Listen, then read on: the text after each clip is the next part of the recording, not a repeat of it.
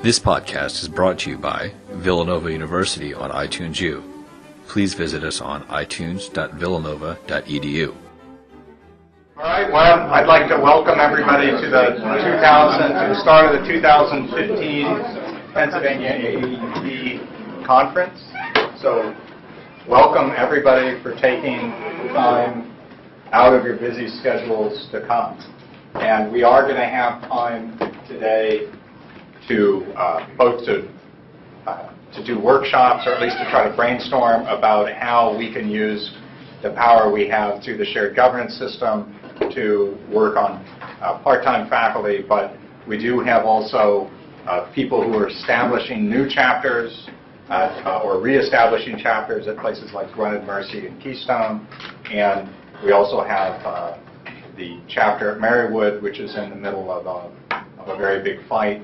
And so we're going to have time, and we need to spend time in trying to work together to come up with solutions to some of our problems that we share. So anyway, so thanks very much for coming. I also wanted to thank, before I get started, Michael Levitan and Bob Jensen for hosting the conference.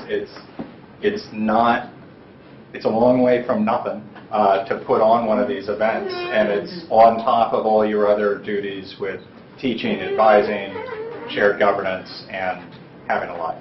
So thank you.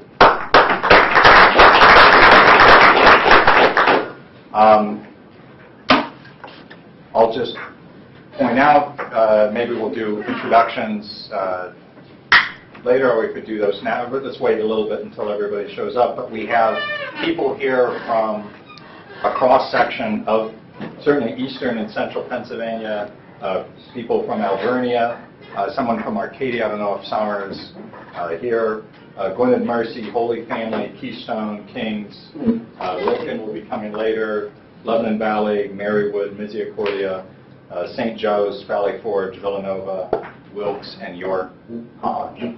So a lot of different institutions with some shared features, and I'll talk a little bit about that.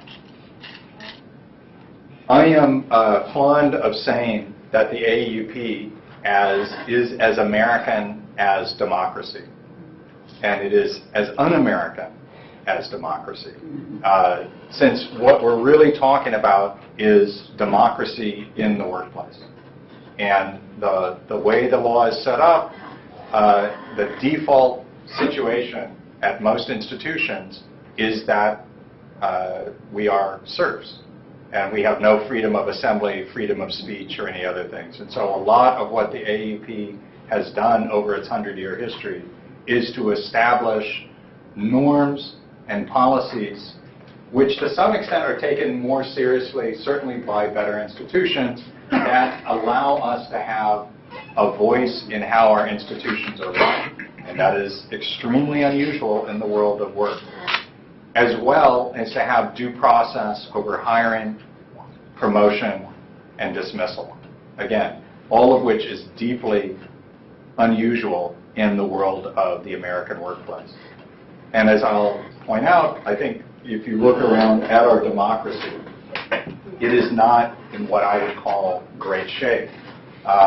And we could blame who we like for the anti-science, anti-intellectual, just general stupidity of our elected leaders.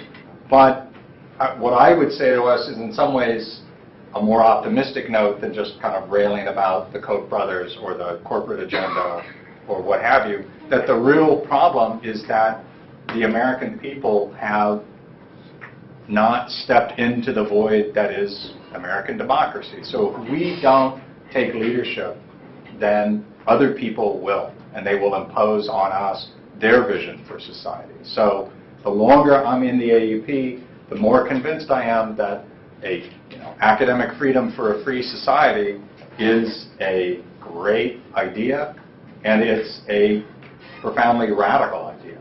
And it's one that we have to keep reinvigorating, and I think we can. So in some ways, I'm not going to talk about all the problems we have, because I think you're probably familiar with them.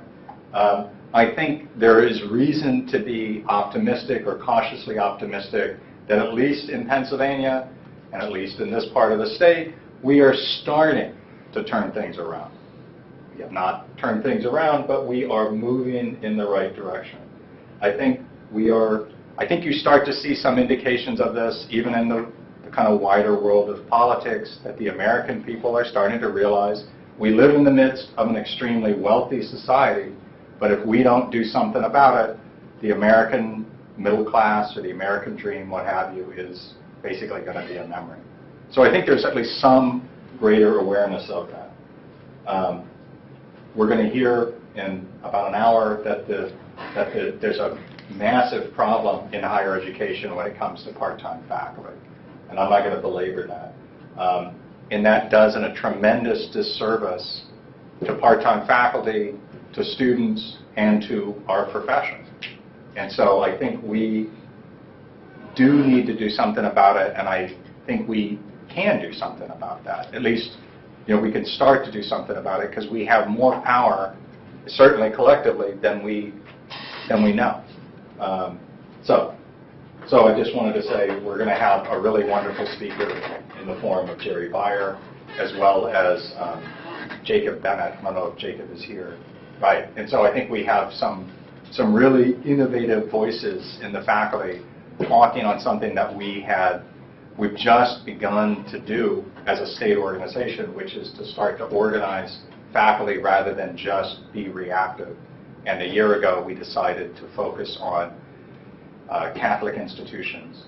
And I think so a lot of you are here today from Catholic institutions, and so I think we have certainly not figured everything out that we want to figure out or need to figure out, but we're started the process, and I think we're in better shape for it. All right. And I would just point out that this idea of focusing on Catholic institutions came from Tim Blessing, who is our Vice President and President-elect, so I have every indication that the emphasis on Catholic institutions will continue. As part of that, as I was saying to somebody before the meeting, it's taken me several years being in the state, at the state level. I've been here for 8 or 9 years, and this is my second term as president. I feel like I've just started to figure out how to use the state organization fairly effectively, which could just be because I have a slow learning curve. But I think it's not immediately obvious, but the state organization actually gives us a powerful tool, particularly for dealing with institutions where the administration is hostile, or even they are recalcitrant. And so because the state organization can write letters, can initiate investigations, can support financially or organizationally chapters and help them get off the ground. But, it's a great leveler in the sense that faculty at individual colleges are scared and intimidated, and often with good reason, because they can be fired. Whereas I can't be fired from Holy Family or from Villanova or any other place because I don't work there.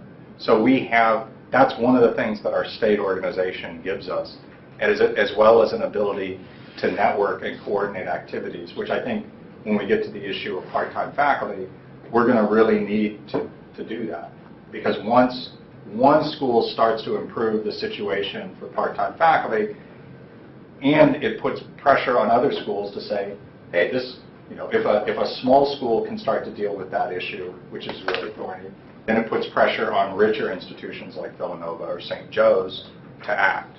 And so I think we're going to find that we can raise the bar a little bit, or at least maybe more than a little bit. All right.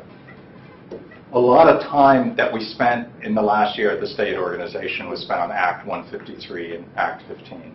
And so that is what I would say is just a really dumb, stupid, ass-backward law. And it's not been well received by the wider public. It's the Sandusky bill that was supposed to prevent the Sandusky scandal, and it would not have prevented Sandusky from doing what he did. So I think some people see that as a problem. We've never, as a state organization, we have not spent a lot of time, by which I mean any time, dealing with matters in the electoral or political realm. And a lot of that's because, as an organization, we have some representation from state-related institutions, and we have a lot of representation from private, regional, or comprehensive institutions. And so, by and large, the state legislature has left the private institutions alone. And so this is one of the first times that they've decided to try to really go beyond that deal. And so we have, the good news is we have developed good relationships with ABSCOP. We got most of the damage undone through Act 15, which was from last year. And once the budget resolution is resolved and the legislature can function again, then we are likely to go back and hopefully get the rest of Act 15 undone.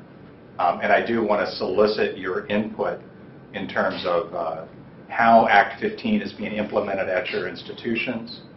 Are they testing all, are they requiring background checks on all faculty? Or are they just cherry picking the faculty who deal with dual enrollment students? Moreover, if you know how many dual enrollment students you have at your institution, that's useful information. So that's partly because we work with ABSCOP. ABSCOP, in a sense, we can get a broader sense of what's going on in the state because we have a broader representation of institutions beyond the PC system. So I'll be coming back to you, or if you want to know what's going on, that'd be great.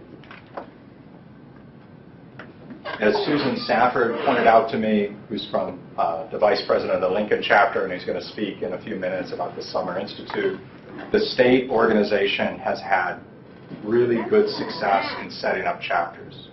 We have, I think, at this point, I forget the number, it's in the low 30s. So we have a lot of chapters established throughout the state.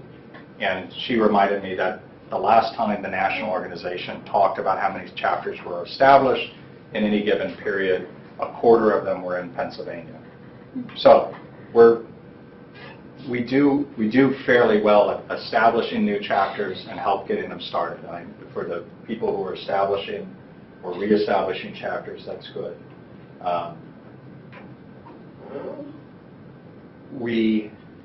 At the state, we don't have a ton of money. We don't have any staff.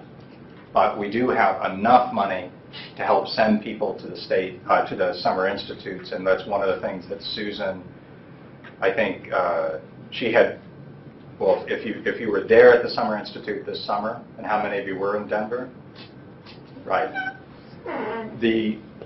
There was a great turnout from chapters, and I worked hard to get people to go, and often the biggest problem is not the money, it's just getting people to take 3 or so days out of their schedule to go.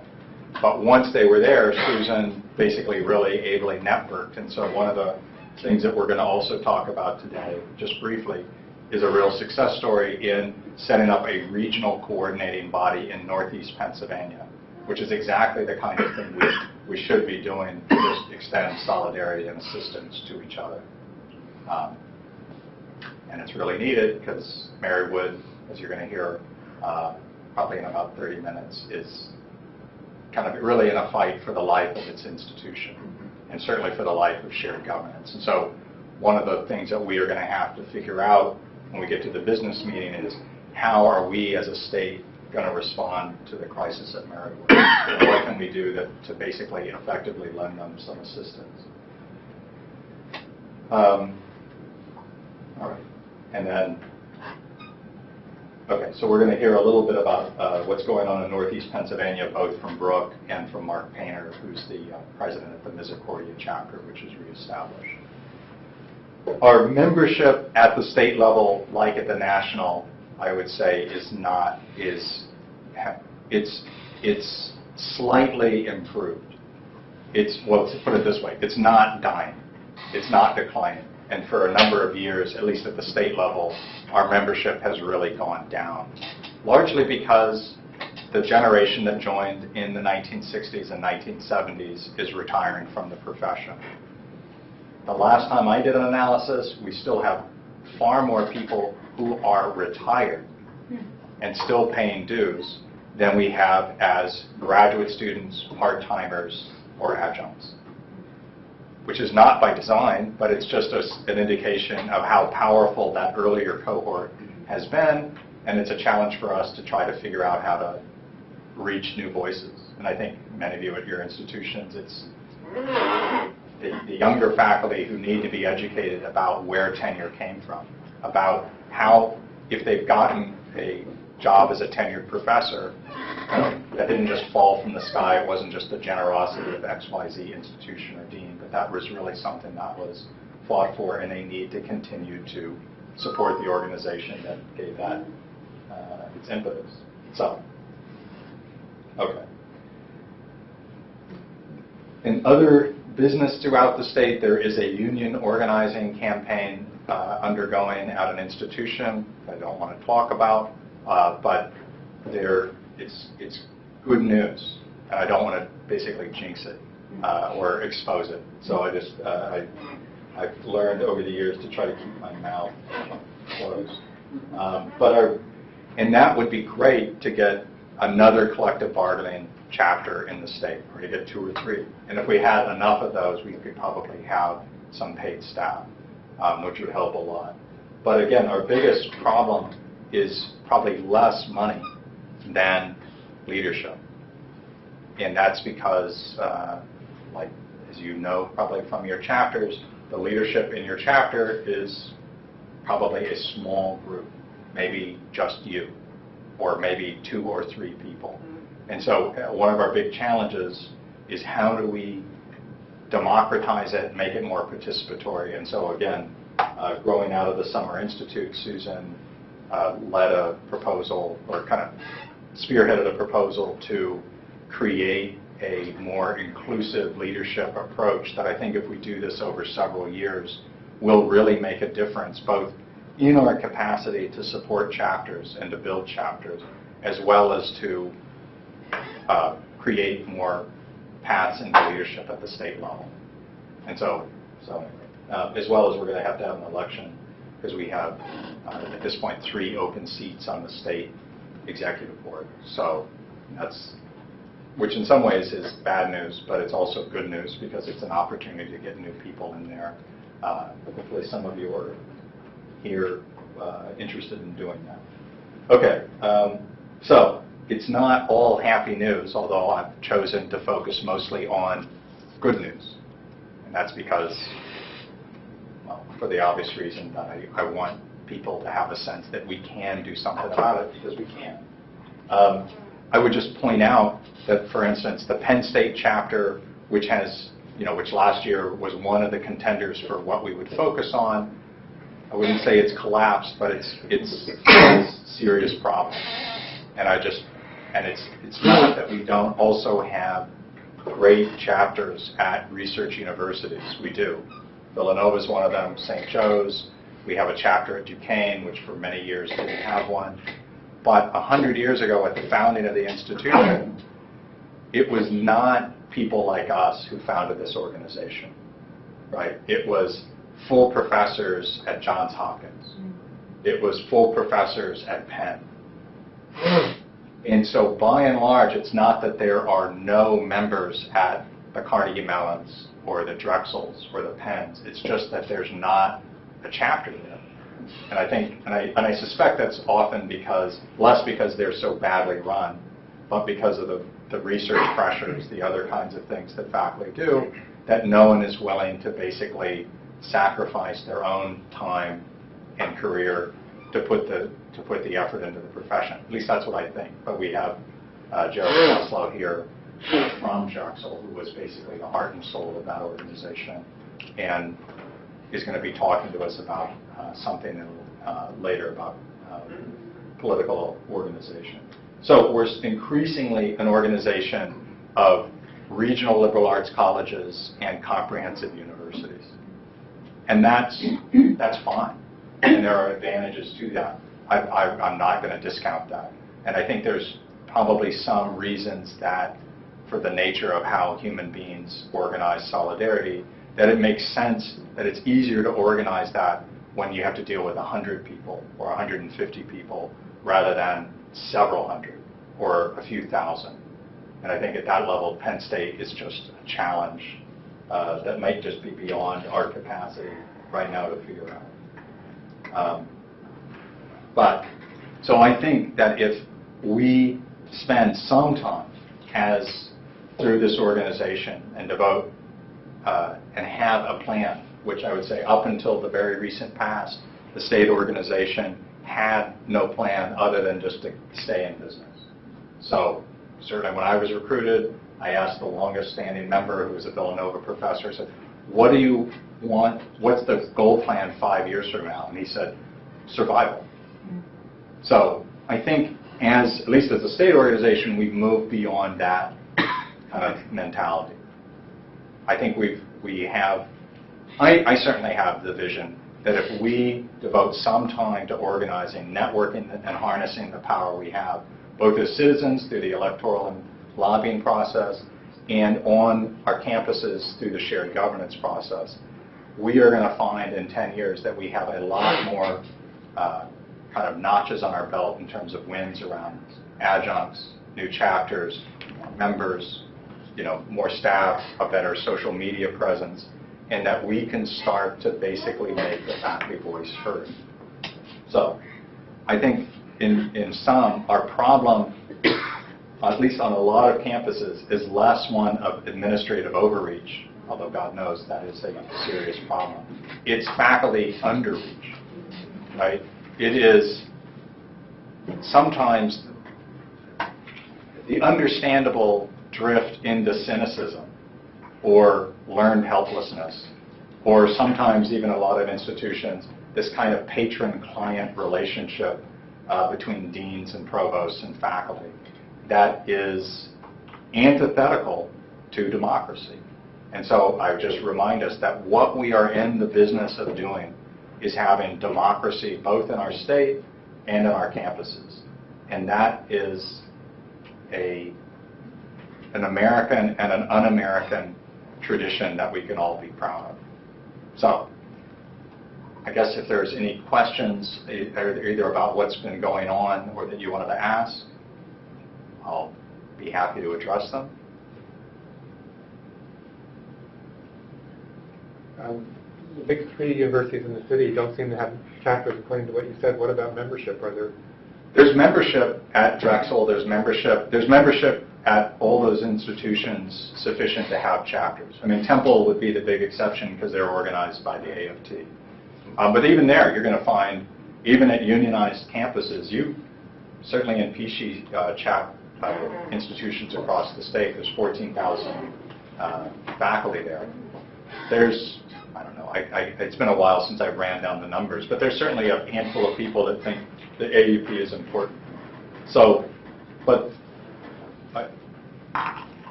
it's getting, and I remember the last time we talked about Drexel is people just, I think the sense is there's just not the time to kind of set it up or to run a chapter. And in part that's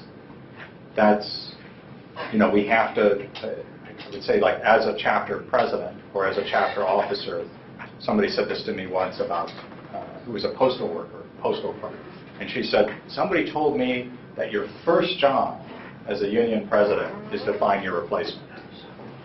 And that should be your ongoing job.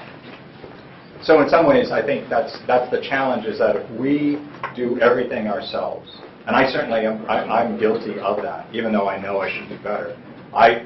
Because it's a collective action problem. I know I can do it, or at least I can do it, but then that puts a real limit on the organization. I think a lot of us probably know that at our state, at our chapters,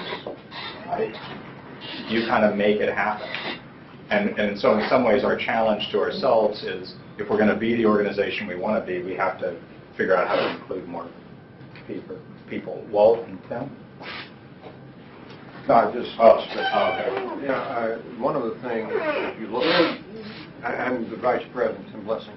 One of the things, if you look at our membership list, places like Bucknell which, a small I like that, is we have far more than enough members up now to organize a chapter.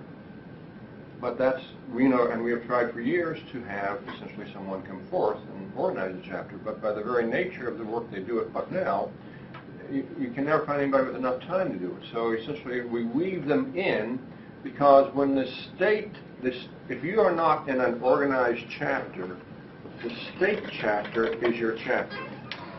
So that is essentially how we have had to work with the Research One institutions and things such as that, is we become your chapter. And we have a number of those across the state. Right. So in some ways, that's probably our workaround, is to try to, I think the more we build an inclusive leadership model at the state organization, I think the more, at least the goal that we're going to talk, and we'll talk about this later, we have a whole, it's printed out in your handout for the business meeting.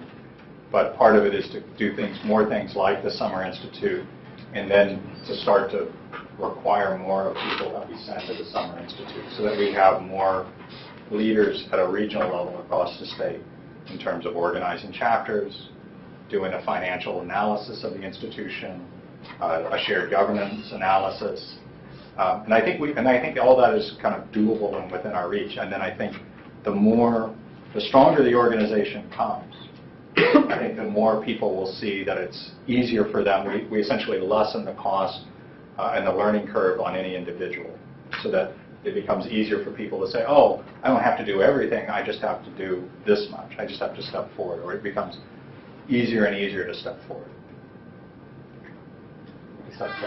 That's the hope. Mike Clinton, Good at Mercy.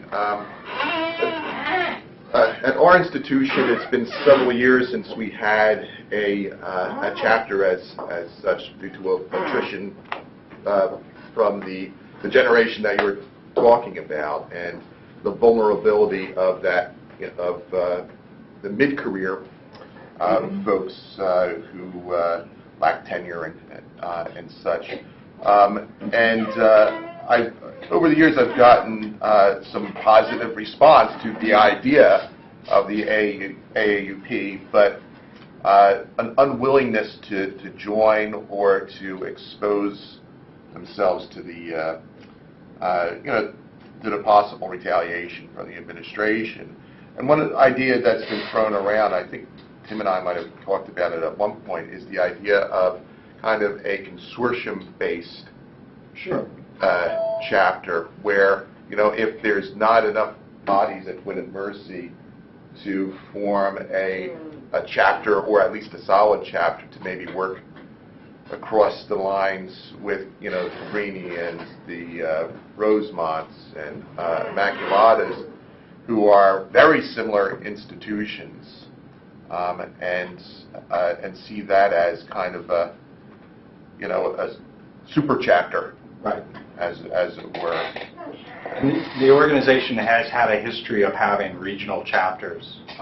York TD reminded me of this. There used to be a Chicago chapter. There used to be a Northwest Indiana chapter. There was a New York Metro chapter.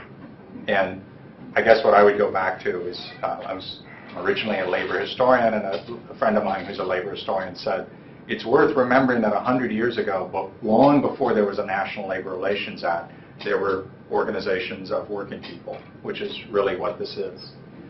And there would be, sometimes they would have contracts, but then they would often get smashed, and it's worth, he said, but they would always spring back. And he said he was doing research on the paper workers union, and he said he ran across the phrase that they would say, we are perfecting our organization.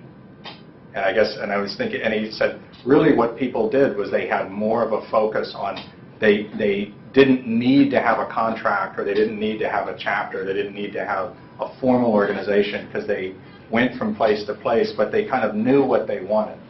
And I think a big problem that we have is we aren't even clear, at least as a faculty, of what we want. And so I think I am not an optimist by nature, right? If the glass is half dry, or half empty or half full, I would say it's bone dry and falling with leeches. So I do not say this because I have a sunny disposition. But what I would say is that if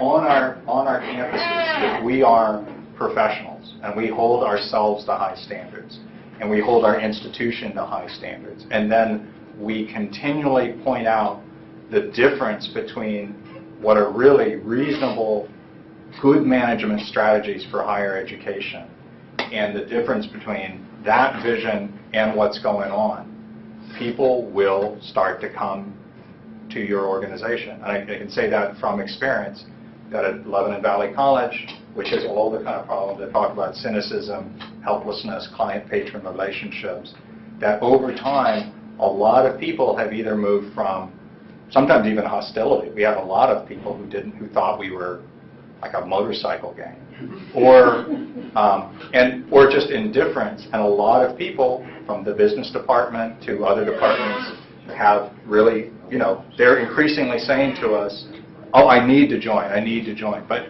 you have to have a several years perspective to carry that out. And I think part of it is we've gotten sucked into a sort of short time frame, which I'll blame on our iPhones. John, what Mike had said was what at Mercy. When I retired from Holy Family last year, the chapter almost completely collapsed.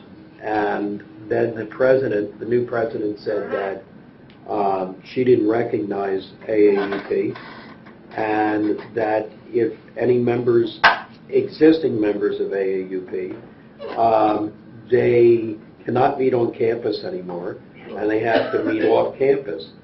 And I think with like Gwinnett and whatnot and the other schools, there's power in number.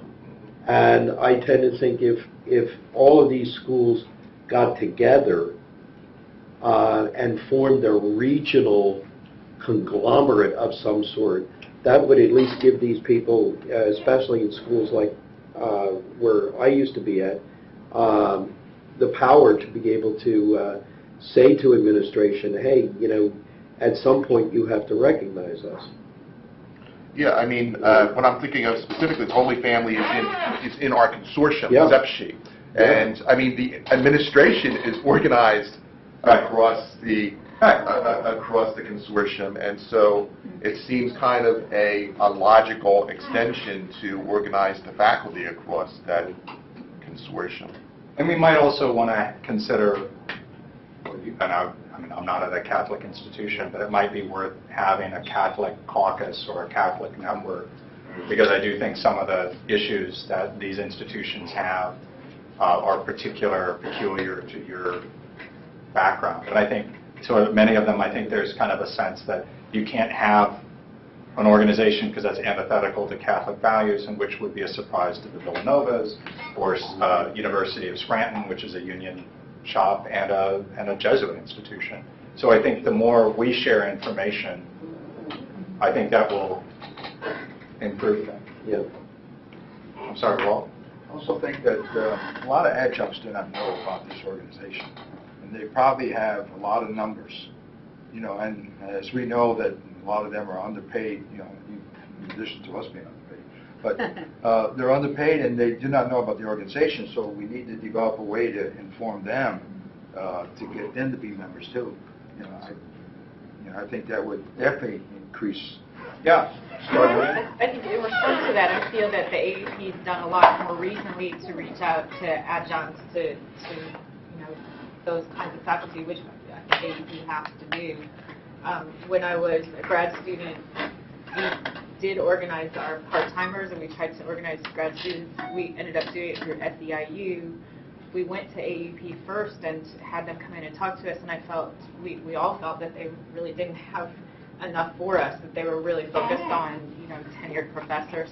And I don't think that that's the case anymore, but that may be, kind of how people have felt. Mm-hmm. So to just get the word out as much as possible about the one faculty, I think it's really important. Because I've been impressed looking back at AAUP again. I've been with it for a while again, but, I have tenure now. I'm lucky, one of those people. But I really kind of had written them off for a number, you guys off for a while, because I thought you didn't have anything for us. And while we were at Summer Institute, the woman who is head of the Part-Timers Union at the University of New Hampshire announced that like the week before they had formed a union chapter, and the national AAUP came in and helped them. So I do think that you're right, that the situation has changed a lot. And my husband's family is from just a few miles south of New Hampshire in Massachusetts, and I know that New Hampshire is not a real union-friendly state, and they like to send their residents over to Massachusetts for free health care.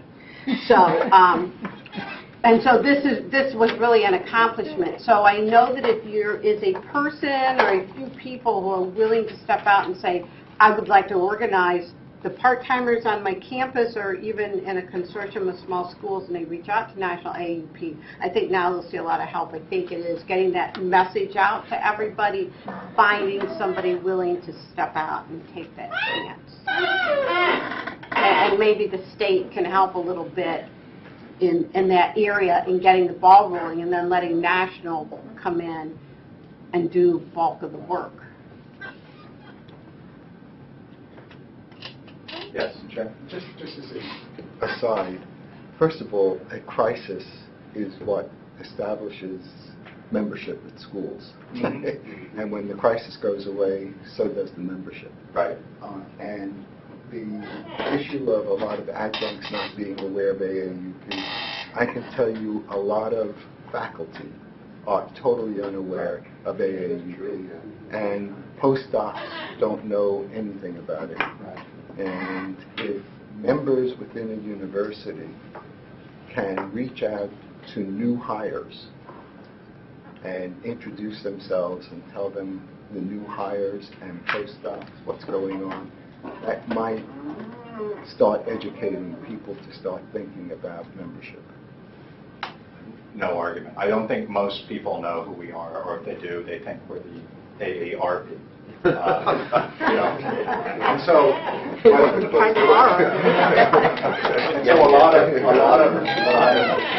what I've learned is not, or at least what I've tried to think about is not how do we organize everybody, but how do we add to what we have. And so that's why, like at a lot of schools, absolutely, like Marywood is a good example.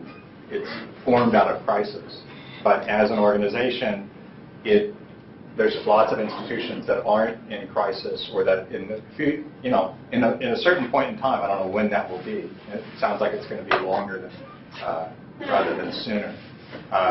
Marywood won't be in crisis, right? And so then at that point, that's an additional challenge: is how do you build for that, take that into account? Because I think that is probably where more work can get done. That's more lasting.